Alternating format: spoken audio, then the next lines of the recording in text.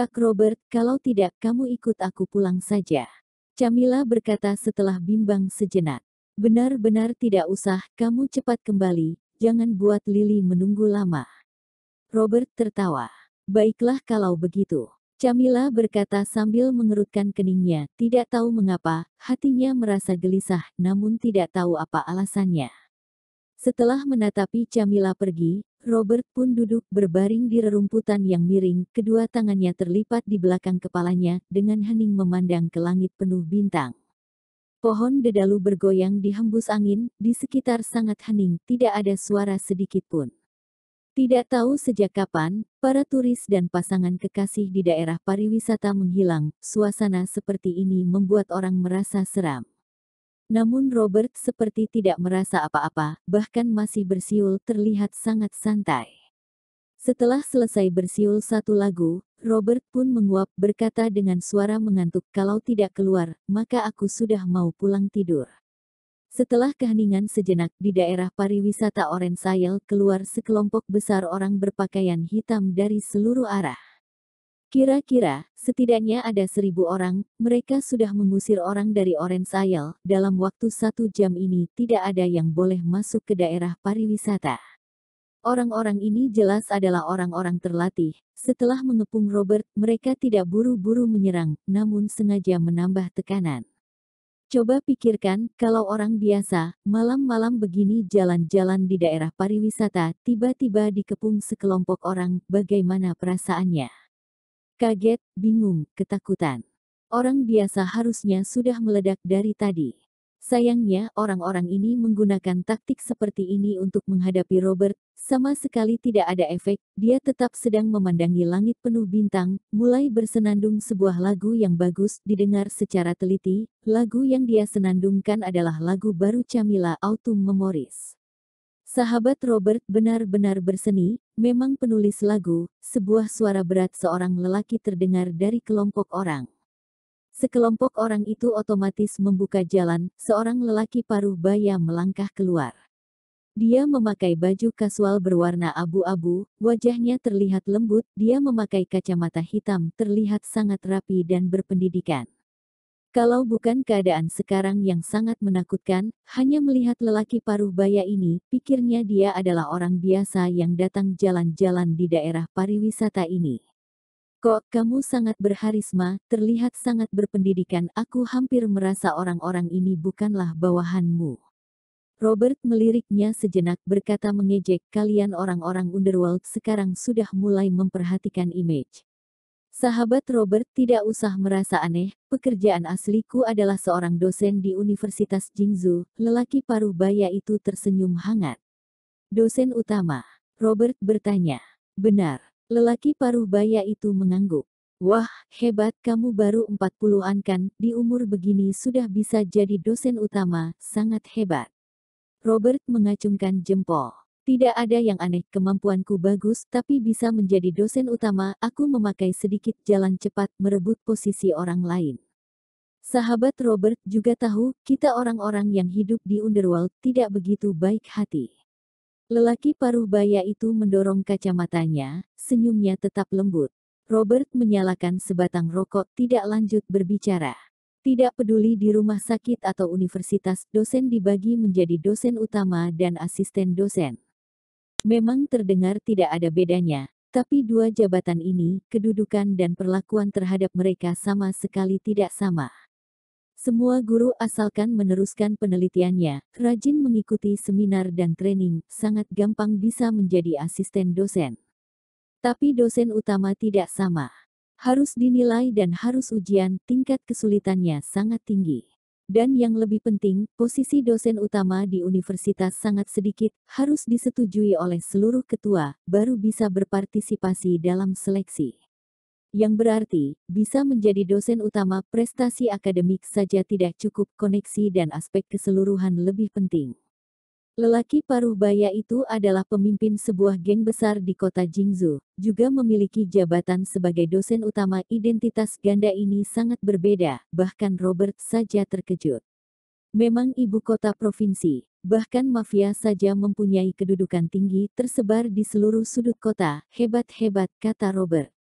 Tidak ada cara lain, aku adalah orang yang suka belajar namun tidak hati-hati melangkah ke dunia gelap tidak bisa keluar lagi.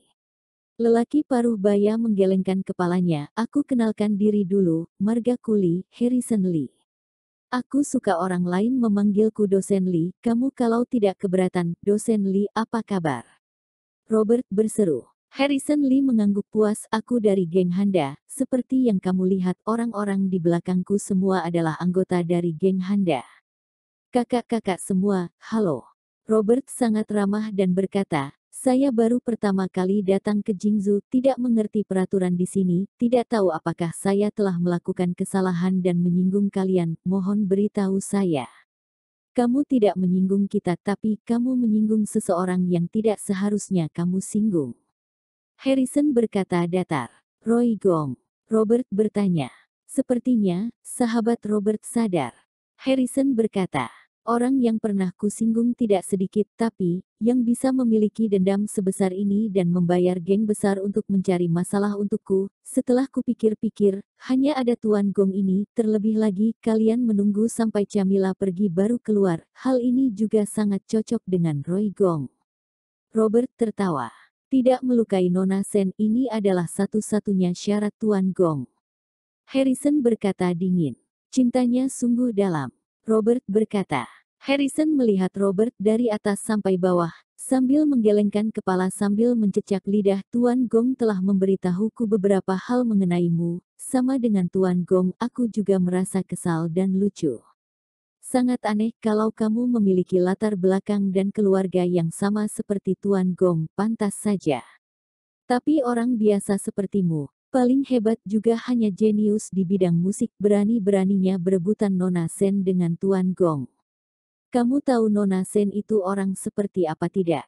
Tuan Gong orang seperti apa? Kamu mengerti apa arti pasangan dari lahir? Kalau begitu kamu tahu tidak aku orang seperti apa? Robert balik bertanya. Kamu, bukannya seorang penulis soundtrack. Harrison berkata merendahkan. Robert tidak melawan, dia melihat ke orang-orang di sekeliling, tertawa, geng Handa begitu menganggap tinggi diriku, hanya menghadapi seorang penulis soundtrack yang tidak bisa apa-apa, malah memakai begitu banyak orang. Uang Tuan Gong banyak otomatis mau menjalankan misi ini dengan sempurna, setidaknya harus ada harga diri. Harrison menjelaskan. Apakah malam ini aku sudah pasti mati? Tanya Robert. Kira-kira. Harrison tertawa. Dia tepat mau berbicara, tiba-tiba ponsel di saku bajunya berbunyi, Harrison mengerutkan kening, mengeluarkan ponselnya, dia melihat sejenak layar ponselnya, matanya seketika berubah mendalam. Halo. Suara Harrison kembali lembut, seketika auranya juga berubah kembali menjadi seorang dosen universitas yang tidak berbahaya sama sekali. Panggilan ini tidak lama, setelah 2 menit, Harrison menutup telepon. Dia menyimpan ponselnya, berbalik dan berkata kepada salah satu bawahannya dengan suara kecil, ada masalah darurat di universitas, aku kembali dulu, orang ini kuserahkan padamu. Baik, bawahan itu mengangguk. Setelah memesan beberapa hal, Harrison pun berbalik melihat Robert, menunjukkan senyum hangat. Sahabat Robert, sangat disayangkan aku tiba-tiba ada urusan, tidak bisa terus menemanimu di sini lagi. Pergilah dosen Lee, urusan murid lebih penting. Robert menunjukkan ekspresi mengerti. Sampai jumpa. Harrison berkata dengan mata dingin, matanya yang melihat Robert seperti melihat orang mati. Sampai jumpa, kalau ada kesempatan, aku akan pergi ke Universitas Jingzhou untuk menghadiri kuliahmu. Robert tertawa berseri-seri. Semoga saja, tapi ada sekelompok teman-temanku ini menemanimu, takutnya kamu tidak akan punya kesempatan ini. Selesai berbicara, Harrison pun berbalik badan dan pergi. Anggota-anggota geng Handa yang ada di sini tidak akan sesopan Harrison Lee, mereka langsung menyerang ingin membunuh Robert, tidak menghabiskan waktu dan tenaga. Mereka sama sekali tidak mengerti kenapa Harrison mau berbicara begitu lama dengan seseorang yang akan meninggal. Orang berpendidikan memang repot. Kalau bukan karena kedudukan Harrison di dalam geng tinggi, adalah ketua mereka, juga ada nama panggilan otak dari geng Handa, mereka pasti sudah kehilangan kesabaran. Hei, kamu ingin mati dengan cara apa? Membiarkanmu memberi hormat kepada leluhur, berenang mengelilingi sungai siang. Kubur hidup-hidup saja, hehehe. Muka setiap orang muncul ekspresi jahat. Robert mematikan api rokok, membuka matanya secara perlahan, irisnya sudah berubah menjadi warna marun, sangat mencolok di kegelapan malam. Iris merah. Waktu seperti terhenti, ekspresi semua orang membeku. Robert kembali mengeluarkan sebatang rokok, memasukkan puntungnya ke dalam mulut, kemudian mengambil mancis dari saku seorang anggota geng Handa yang berdiri di sampingnya. Cetek, cetek, cetek. Angin malam sangat kencang, sudah beberapa kali api mancis tertiup angin dan langsung mati. Berhenti. Bibir Robert terbuka sedikit. Pohon dedalu yang bergerak mengikuti angin seketika berhenti, bahkan aliran air sungai yang tertiup angin juga tenang seketika. Hanya dengan satu kata, angin berhenti dan ombak menenang. Cetek. Kali ini api mancis berkobar dengan stabil. Robert menghembuskan segumpal asam rokok, kemudian menghancurkan mancis, melangkah pergi. Meninggalkan daerah pariwisata, dia berdiri di atas jembatan, melihat seluruh Orange Isle, ratusan anggota geng Handa itu tetap berdiri di tempat. Merah di iris matanya memudar perlahan, akhirnya kembali ke warna mata normal. Bruk, satu anggota geng Handa jatuh. Bruk, bruk, bruk. Semakin banyak orang jatuh, tidak sampai 1 menit, ratusan orang anggota geng Handa sudah jatuh di atas lantai, tidak tahu hidup atau mati. Kalian ini sama sekali tidak tahu kekuatan sesungguhnya. Robert berkata ringan. Hotel. Camilla memarkir mobilnya, bahkan tidak sempat memakai aksesorisnya, dia terburu-buru naik lift, untungnya sudah sangat larut, tidak ada orang. Setelah kembali ke kamar hotelnya, Camilla pun melihat manajernya, Lily, duduk di sofa ruang tamu, dengan santai minum kopi. Lily, kamu bukannya bilang ada urusan darurat? Camilla bertanya sambil mengerutkan kening. Camilla, kamu lihat sekarang sudah jam berapa, memanggilmu pulang tidur, bukan termasuk urusan darurat. Kamu adalah seorang figur publik, harus menjaga kulitmu, tidak boleh tidur terlalu malam. Lily menarik Camilla duduk mengomel panjang lebar. Camilla menghirup nafas dalam. Lily, kamu kenapa bisa tahu aku tadi di Orange Isle? Ini, aku Camilla, aku sudah kenal denganmu begitu lama, mana mungkin tidak tahu kamu biasa suka pergi kemana? Lily tertawa paksa. Benarkah? Camilla setengah percaya setengah tidak. Tentu saja, kapan aku pernah membohongimu? Lily berpura-pura tidak senang. Kak Lily, kamu tahu aku tadi ke Orange Isle dengan siapa? Kamu pasti tidak akan tahu. Camilla tiba-tiba berkata, oh, bukannya dengan Robert. Kenapa bisa tidak tahu? Lily melambaikan tangan, senyum di wajahnya membeku. Bersamaan dengan ini, ekspresi Camilla juga perlahan berubah serius, tatapannya penuh dengan interogasi. Kok Lily, kita sudah bekerja sama begitu lama, aku selalu mempercayaimu, menganggapmu sebagai kakakku, aku harap kamu tidak berbohong padaku. Camilla, apa yang kamu katakan, aku begini juga demi kebaikanmu. Lily berkata dengan perasaan bersalah. Sebenarnya ada masalah apa? Perasaan gelisah Camilla semakin menguat. Itu, Lily berkata dengan sangat pelan. Roy Gong, mencari geng Handa, ingin mencari masalah dengan Robert. Camilla menunjukkan ekspresi tidak percaya, dia tidak bodoh, dia tahu dia sengaja dipanggil keluar dari Orange Isle. Lily bertanggung jawab memanggil dirinya keluar, geng yang dibayar Roy Gong pun menghadapi Robert yang tetap berada di daerah pariwisata Orange Isle. Dia memikirkan tadi dia berulang kali mengajak Robert kembali ke hotel dengannya, namun terus-menerus ditolak oleh Robert. Saat itu dia tidak banyak berpikir, sekarang begitu dipikir kembali, harusnya saat itu, Robert sudah sadar akan ada masalah, oleh karena itu dia baru tidak kembali bersamanya. Camilla tumbuh besar di kota Jingzhou, meskipun tidak pernah berurusan dengan geng mafia, tapi dia juga pernah mendengar geng Handa yang ternama. Geng ini adalah geng yang tidak memiliki aturan, mereka sudah memasuki seluruh sudut kota Jingzhou, juga dianggap sebagai geng mafia nomor 1 di Jingzhou. Dan Jingzhou adalah ibu kota provinsi, oleh karena itu, geng Handa juga boleh dibilang adalah geng mafia nomor 1 di provinsi Ye. Dia tidak menyangka, Roy Gong bisa-bisanya mencari geng Handa untuk menghadapi Robert. Lebih tidak menyangka, manajernya sendiri, bisa-bisanya berpartisipasi dalam hal ini, membantu Roy Gong melakukan kejahatan. Lily, apakah kamu tahu apa yang sedang kamu lakukan? Begitu memikirkan seluruh perbuatan Lily dan Roy Gong, Camilla emosi sampai suaranya bergetar. Camilla, kamu jangan menyalahkanku, aku melakukan ini demi kebaikanmu. Lily membela diri. Tidak usah bicara lagi. Camilla mengibas tangan Lily, berdiri dan keluar dari kamar dengan langkah cepat. Camilla merasa sangat gelisah, dia ingin secepat mungkin tiba di orang Ayel, geng Handa sudah terkenal kejam, dia tidak berani membayangkan apa yang terjadi. Meskipun dia mempercayai keahlian Robert, tetapi bagaimanapun seorang susah melawan banyak orang, kalau sampai terjadi sesuatu kepada Robert, dia pasti akan merasa bersalah seumur hidup. Selama mengemudi ke Orange Isle, Camilla terus menelepon ponsel Albert, di dalam hati berdoa Robert cepat mengangkat teleponnya, jangan sampai terjadi apa-apa. Tapi dari tadi menelepon berulang kali, Robert tetap tidak menjawab. Hal ini membuat hati Camilla semakin gelisah, dia mulai mempertimbangkan melapor polisi. Karena dia adalah seorang figur publik, begitu melapor polisi pasti akan menimbulkan banyak masalah, berita utama besok sudah pasti ada namanya.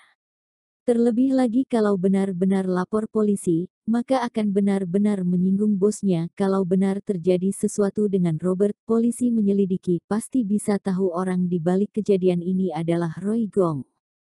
Hal ini melibatkan banyak pihak, tidak bisa semudah itu bilang lapor polisi maka lapor polisi. Camilla menghirup nafas dalam, jangan pikirkan begitu banyak lagi, dia sudah menelepon Robert hampir 10 kali, tapi Robert tidak menjawab. Ini menunjukkan Robert kemungkinan besar sudah terlibat masalah. Dia dan Robert adalah teman, tidak akan membiarkan temannya mati begitu saja dan membiarkan pelaku lepas dari hukuman. Roy Gong adalah anak bosnya, juga adalah bosnya di masa depan, tapi alasan ini tidak bisa membuatnya tidak lapor polisi meskipun sudah tahu apa yang terjadi. Dia tahu, begitu lapor polisi, pasti akan terjadi keributan. Kalau seorang artis berhubungan dengan polisi, sudah pasti tidak bisa dijelaskan lagi. Para media pasti akan mulai mengarang yang tidak-tidak. Masa depannya sendiri, juga akan hancur dengan satu telepon ke polisi ini. Camilla menggertakkan giginya dan menekan tombol 110. Tiba-tiba, ponselnya bergetar, layar ponsel berubah dan ponsel berbunyi. Telepon dari Robert. Camilla kaget dan juga senang, segera menjawab, halo. Kakak Robert, maaf, tadi tidak memperhatikan ponsel Camilla, mencariku ada apa? Terdengar suara malas dari speaker telepon. Mendengar suara yang familiar ini, Camilla hampir menangis. Untung, asalkan Robert tidak apa-apa, segalanya masih sempat. Camilla menahan suasana hatinya, berkata dengan sangat cepat, kok Robert, kamu sekarang ada di mana? Di Orange Isle, oh iya, pemandangan di sini sangat bagus, kata Robert. Camilla segera berkata, dengar baik-baik apa yang akan kukatakan, kamu mungkin merasa aneh, tapi aku tidak mungkin membohongimu. Kamu cepat keluar dari Orange Isle, cari tempat bersembunyi, di kota Jingzhou ada orang yang mau mencari masalah denganmu. Siapa yang bisa mencari masalah denganku? Robert tertawa. Kak Robert, kamu percaya padaku sekali ini saja, latar belakang lawan sangat besar, orangnya banyak dan kekuasaannya besar, kamu bisa melawan belasan orang, tapi apakah bisa melawan 100 orang, ratusan orang? Camilla berkata gelisah. Robert sangat ingin berkata bisa, tapi dipikir-pikir lebih baik menyerah, menyetujui perkataan Camilla, kamu benar, kalau begitu aku lebih baik melarikan diri kemana. Aku tidak kenal baik daerah Jingzhou. Kamu segera pergi dari Orange Isle, di tepi sungai ada sebuah tempat tersembunyi, aku pergi menjemputmu sekarang juga, kata Camilla. Bok, Robert mengangguk. Setelah menutup telepon, Robert melangkah meninggalkan jembatan besar Sungai Siang, mencari sebuah kafe dan duduk. Mengeluarkan ponsel dan menelepon Sinta Bei. Kakak ipar, sudah malam begini, ada apa mencariku? Suara Sinta yang lembut membawa sedikit rasa ngantuk terdengar dari speaker telepon. Maaf mengganggumu, Robert berkata dengan rasa bersalah. Tidak apa-apa, katakan saja, apakah besok ada kegiatan? Keluar main. Pas besok tidak ada kelas. Sinta seketika bersemangat. Robert tertawa, besok kamu tidak ada kelas. Benar, kita boleh keluar main sampai puas. Sinta tertawa berseri-seri. Itu, Sinta, Robert bimbang. Kakak ipar, ada apa? Sinta bertanya bingung. Universitas kalian apakah ada seorang dosen bernama Harrison Lee? Tanya Robert. Kakak ipar, kamu kenapa bisa tahu? Sinta berkata kaget, secara tidak langsung mengakui bahwa Harrison Lee memang adalah seorang dosen di Universitas Jingzhou. Dengar kata orang, Robert menjelaskan secara asal. Kelas dosen Lee sangat asyik, murid-murid semua berebutan masuk ke kelasnya, dia adalah dosen paling populer di universitas kita. Sinta menjelaskan. Begitu, Robert mengangguk. Kakak ipar, kenapa tiba-tiba menanyakan hal ini? Sinta bertanya penasaran. Sinta, kakak iparmu ini sudah tamat bertahun-tahun ingin kembali ke universitas mengenang masa-masa pelajar. Robert tertawa berseri-seri. Kamu ingin menghadiri kelas dosen Lee. Sinta langsung mengerti maksud Robert. Pintar. Robert menjentikkan jarinya. Gampang, besok pagi kamu datang ke universitas, aku bawa kamu ke kelasnya. Sinta tertawa. Kalau begitu merepotkan kamu, Sinta, kata Robert. Sebuah BMW Silver melaju cepat di jalan raya. Duduk di kursi penumpang, Robert melirik sekilas ke Camilla di sampingnya dan berkata dengan ekspresi bangga di wajahnya, tidak disangka artis ternama secara pribadi mengemudi mobil untukku, kalau hal ini sampai diketahui oleh penggemarmu, aku pasti akan dimaki habis-habisan. Keadaan sudah seperti ini, kamu masih bisa bercanda. Camilla berkata tidak sabar. Kalau tidak bagaimana? Menangis. Robert balik bertanya sambil tertawa berseri-seri. Camilla akhirnya tidak tahu harus mengatakan apa, tidak lagi berbicara, menginjak lebih dalam pedal gas dan mengemudi ke arah pinggiran kota. Setelah 10 menit BMW berhenti di sebuah villa yang terpencil, Camilla lebih dulu turun dari mobil, mengeluarkan kunci dari tasnya untuk membuka pintu. Ini di mana? Robert bertanya. Rumahku, sambil berkata Camilla sambil membuka pintu besar. Wah, ini rumah artis ternama. Aku harus lihat baik-baik, kamu juga harus berfoto sekali denganku, lebih bagus kalau bisa foto dengan kamu mencium pipiku, dengan begitu aku sudah ada bahan untuk menyombongkan diri, mata Robert bersinar seketika, berkata panjang lebar. Mimpi kamu. Camilla emosi sampai wajahnya menghitam, berak langsung menutup pintu dan meninggalkan Robert di luar pintu. Setelah setengah menit pintu pun terbuka lagi, wajah Camilla masih ada kemarahan, dia berkata dengan emosi cepat masuk. Robert mematikan api rokok dengan tersenyum-senyum segera masuk. Camilla dengan waspada melihat sekeliling, setelah memastikan tidak ada orang, dia baru menutup kembali pintunya. Kamu kenapa, seperti orang yang sedang selingkuh? Robert mengangkat bahunya. Kak Robert, sekarang adalah waktu yang sangat berbahaya, tolong kamu serius sedikit.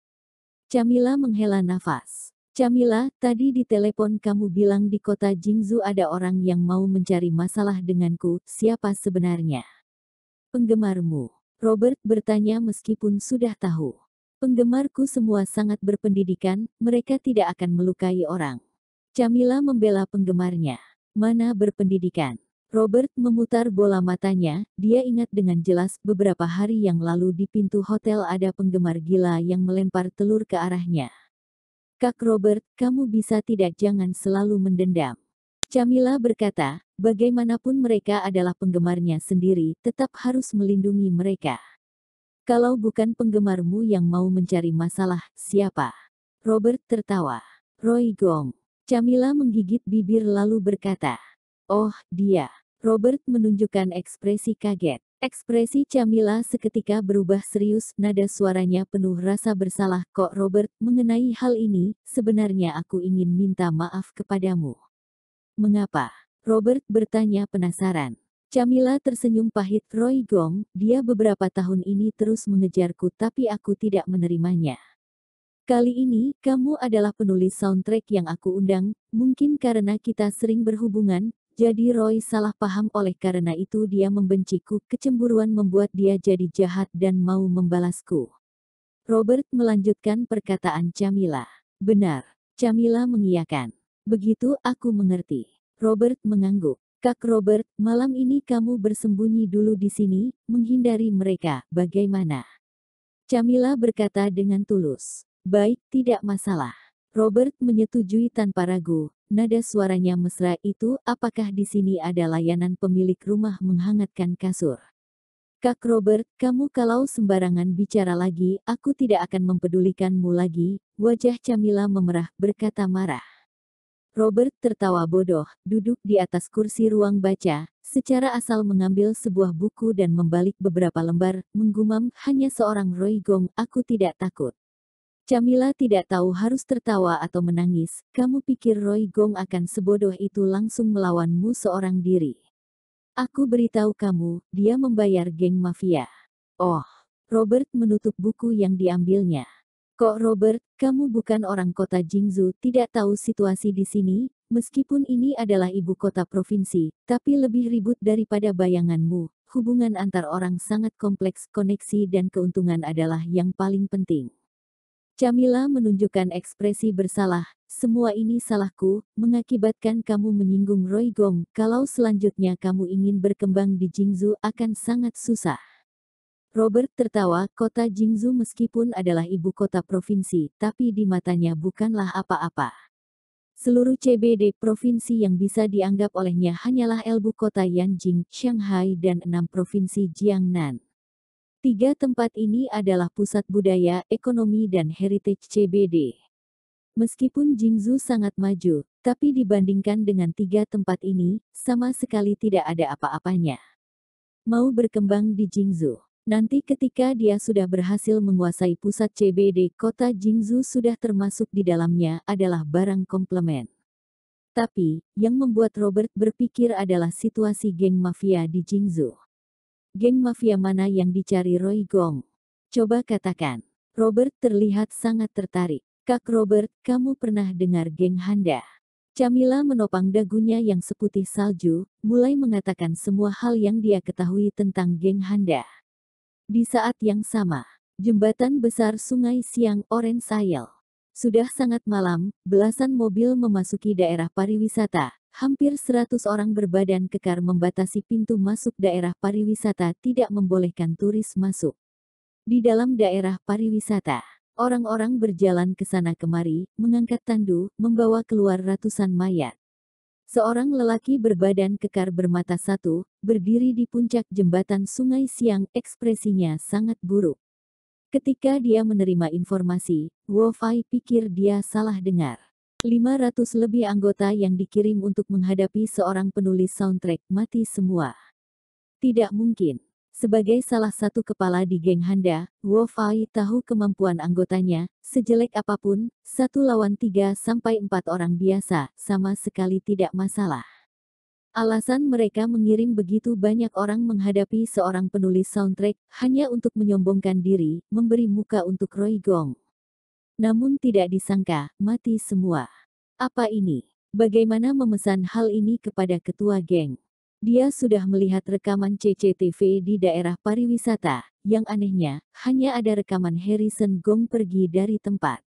Apa yang terjadi setelah itu, sama sekali tidak tahu, karena terjadi gangguan dengan rekaman CCTV, hanya ada tampilan kosong. Wu Fai termasuk berpengalaman, tapi dia tidak pernah bertemu hal seperti ini. Di dalam pengetahuannya, sehebat apapun seseorang, juga bukanlah lawan ratusan orang. Terlebih lagi, ketika Wu Fai sampai ke tempat kejadian dan memeriksa mayat anggota-anggotanya, dia menemukan suatu hal. Tidak peduli siapa, di tubuhnya sama sekali tidak ada bekas luka. Bagaimana matinya? Dibunuh dengan pikiran. Lelucon apa ini? Wu Fai tidak bisa menerima kenyataan ini. Bos, sudah selesai menghitung jumlah orang, seorang bawahan berjalan ke arahnya, berkata dengan suara gemetar. Berapa? 546 orang. Ada yang hidup. Tidak ada, bawahan itu berkata gemetaran. Satu pun tidak ada. Wu Fai merasa tidak puas dan bertanya lagi. Keheningan bawahan menandakan jawabannya.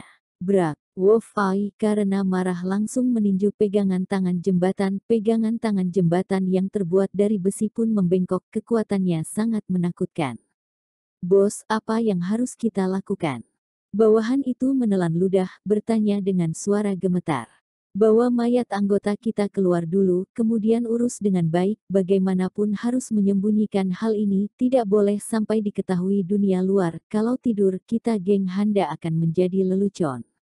Wo-Fai berkata dengan wajah dingin.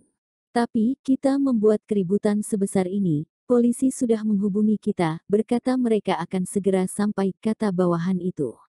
Blok jalan tutup jembatan, sampai semua mayat sudah diurus. Wo-Fai berkata datar. Pihak polisi kenapa, beritahu mereka, geng Handa sedang mengurusi masalah penting, jangan mencampuri urusan, kalau tidak tanggung jawab sendiri akibatnya. Wo-Fai berkata dengan tatapan licik. Baik, bawahan itu tidak berani membuat Wo-Fai marah, dia pun segera pergi. Universitas Jingzhou. Keluar dari kantor, Harrison Lee merasa senang. Awalnya, dia di Orange Isle membawa bawahannya pergi mengurus Robert Kyu, namun akhirnya menerima telepon dari seorang pelajar perempuan ada sebuah skripsi yang memerlukan bantuannya. Lagi pula ada ratusan bawahan, dia tidak khawatir Robert bisa melarikan diri, dia pun menyerahkan masalah ini kepada bawahannya, dengan terburu-buru pergi ke universitas.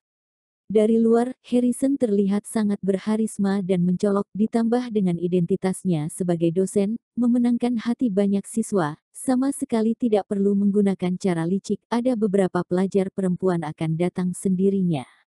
Pelajar perempuan ini menelepon di malam hari dan meminta bantuan dengan skripsinya, tidak usah dikatakan apa yang sebenarnya dia inginkan. Setelah menikmati tubuh muda pelajar perempuan itu di kantor, Harrison pun berencana pulang ke rumah dan tidur. Sedangkan masalah Robert, dia tidak begitu memikirkannya, Robert tidak mungkin bisa melarikan diri.